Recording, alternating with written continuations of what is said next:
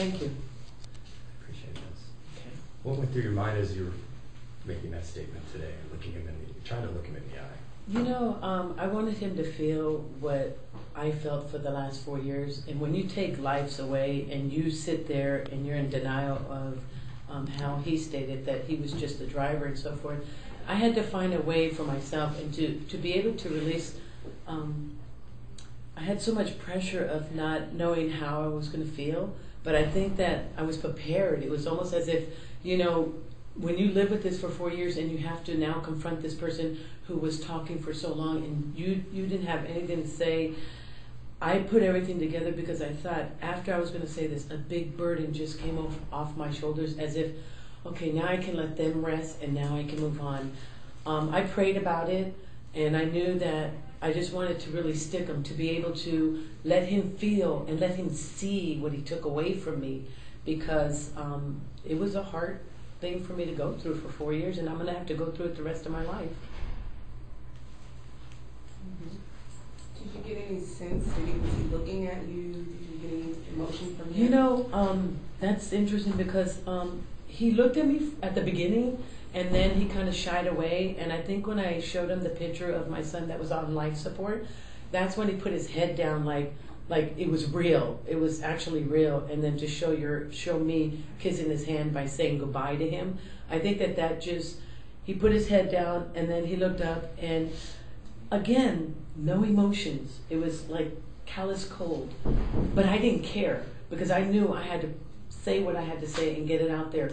And to let all you guys know that I have a wonderful family. I mean, you guys really didn't know my family, you know, and I didn't want to portray my family as, you know, bad kids or whatever, because that's not how I raised my family. If you guys are from San Francisco and you raise your children, we all raise our kids in a great community, and we do the best we can, and we pay our dues, you might say, you know.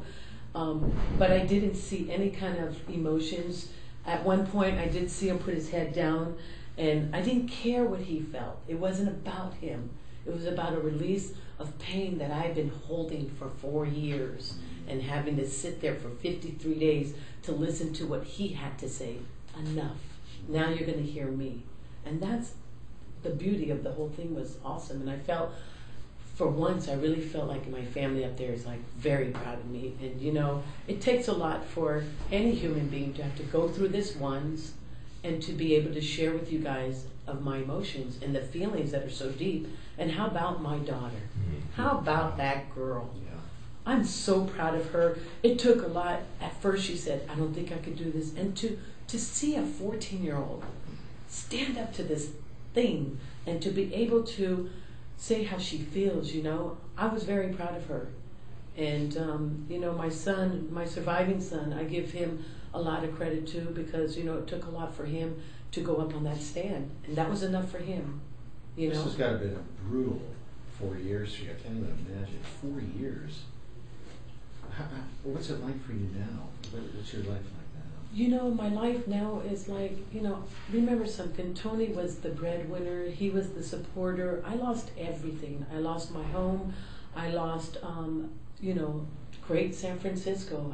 I had to move out. It's been a struggle. And, you know, the constantly moving or hiding, and, you know, it's been hard for us. And I remind myself that what would my husband do? He would keep his family together as best he can, take care of them, and, you know, have them still go to school, have her finish school, and to be able to live as best we can, you know. You ended your statement by looking at him directly and saying how you wanted him to spend his time in jail. Could you repeat that for us? We didn't have cameras there. It was really eloquently said. Oh, if I remember. Oh, I said to him, you have the rest of your life to look at, to remember the pictures I showed you, and every day of your life to think about what you did to my family. You know, I can't exactly remember everything right this moment, but, you know, in my heart, I'm hoping he gets life without parole. I mean, that's the best way to spend the rest of your life for what the crime you've done. And those pictures were really to impact for him to think about every day of his life and to remember, my God, I took her family. I took her family. And even when I said to him about his daughter and not seeing his daughter the rest of his life, and that he's considered a murderer, that was really big for me, because I kept hearing the fact, an incident. This is not an incident. Tell me what an incident is compared to murder. Really. That word murder sticks to me like it was really murder. It wasn't an incident. So I think when I was talking to him, that's what I wanted to really reflect was, no, this is murder, and you have to sit in that jail cell every day of your life for however long the judge gives them. I'm very grateful. Kamala Harris, she did not recommend the death penalty in this case. A lot of people feel that if there's a case for the death penalty, this certainly is one. You know, you're right, and I had questioned that before, but I think now, if you think about death penalty, you guys, right now, death penalty is the same to me as being in prison the rest of your life. By the time he gets the death penalty, he'll be there 30, 40 years. It doesn't matter to me anymore. I didn't care about the death penalty at this point. Yes, I believed in it because of this happening, but I feel now most important, you guys, is that let him rot. Let him stay there the rest of his life. I don't even care. He has to, deal with it. Ms. Bologna, earlier on there was reports apparently that you had gone up to Mr. Ramos and said you forgive him. Did I forgive him? That you forgave him early on in the trial. Oh, in the preliminary. I'll be honest with you, this was before I had that thought about forgiveness, because I'm a forgiving person in general, but I think when I was growing with the case, and then it became the real case, and I started to see his behavior, and I started to see the coldness. How could you forgive somebody who doesn't feel anything, who doesn't even have remorse, who can't even remember my name? How do you do that? I mean, if he had 1 ounce of just saying, okay, I did it, or I was a huge part of it, or take some responsibility, as I said in my statement, take responsibility. Would you forgive somebody who murdered your family and then go on with your life? And the way I stood in court for 53 days and saw coldness, callous, nothing, or not even an ounce of, the smirk and the smiling, that showed me, I can't forgive this. I can't. The behavior was too much for me. Did you get that ounce of remorse today of what you saw? The same, you mean? You said that you didn't get even an ounce of... Right. Again, it was the same. I didn't get too much out of it, and it was interesting enough that he might have wanted to say something, but it wouldn't have mattered because he hasn't told the truth since this whole thing started. So I think, to be honest with you, I'm okay with that. I feel good. I feel free. I feel jubilated. I feel happy. I feel, that relieved of holding this for so long, for 4 years. And, I think, I'm just really proud of my family. I'm really, when I think about my surviving son, and I'll be honest with you guys, he shouldn't have been here. If you saw what I saw, he shouldn't have been here. But for the grace of God, he gave him a second chance. And I think you guys all know, if I can keep at least one son, God, thank you, God. Because I lost a lot. I lost my beautiful husband and my 2 sons.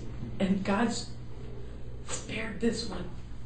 1, because he saw it. And 2, truth. Truth, you guys. We all need the truth. And he gave it, as well as myself.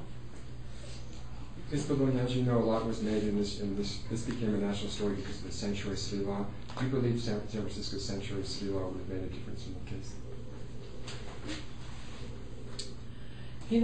I really can't go into that because I'm not really familiar and sure about that. And I think at the time that was going on, there has been some changes, as you can see, and I'm really not sure, to be honest with you. You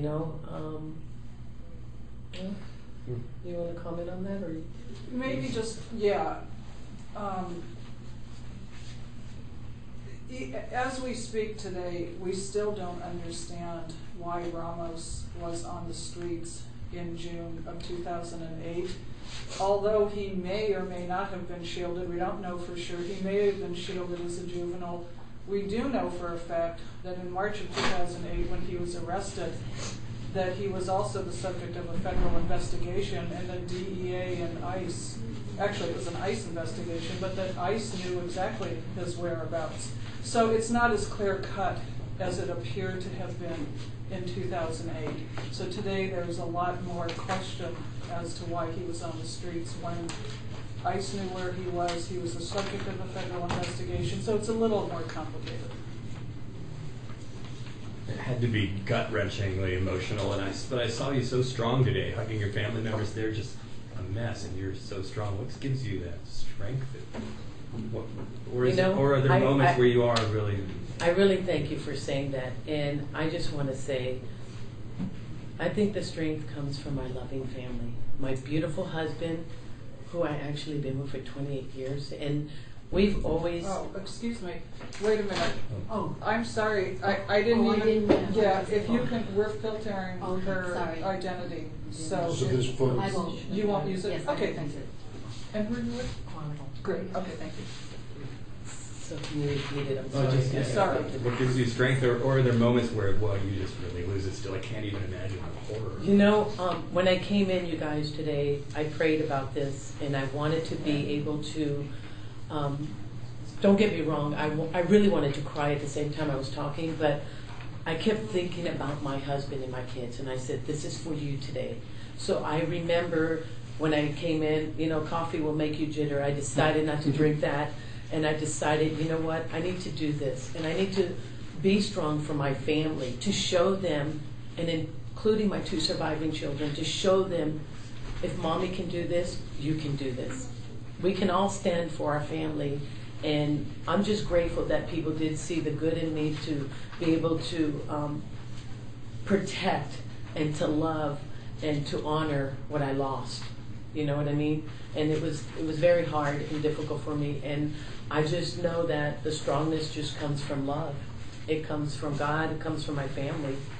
That really is. Thank you very much. Thank you. Thank you. Folks, I can't reiterate enough. Make sure